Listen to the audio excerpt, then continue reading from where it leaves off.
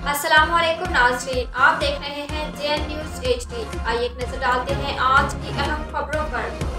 खपरू से तहसील रिपोर्टर हसन हंगोरू की रिपोर्ट के मुताबिक खपरू 30 साल बाद बनने वाली खाई टू खपरू रोड में नाकस मटेरियल का इस्तेमाल, बरसात में गले चौड़ा पत्थर और 2 नंबर डामर का इस्तेमाल। पुराना रोड 16 फुट था, ये 8 फुट बनाया जा रहा है। अहले इलाका तफसील के मुताबिक खपरू से खाईबार रास्ता जुरन भटियानी रोड जो 30 साल के बाद इसकी किस्मत जागी है, मगर ठेकेदार की जानिब से इस रोड पर डाले गए नाकस मटेरियल ने अहले इलाका की खुशियों पर पानी फेर दिया।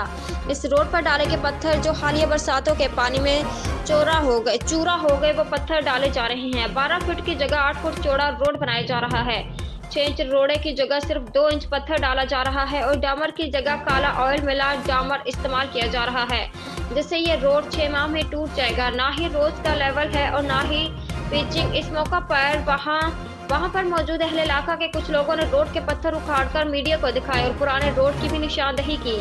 उन्होंने कहा कि पहले रोड जो 30 साल पहले बना था वो 16 फुट था और अब ये रोड मुख्तसर करके 8 फुट बनाया जा रहा है। इसमें ना ही कोई भर्ती की और ना ही अच्छे पत्थर का इस्तेमाल हो रहा है।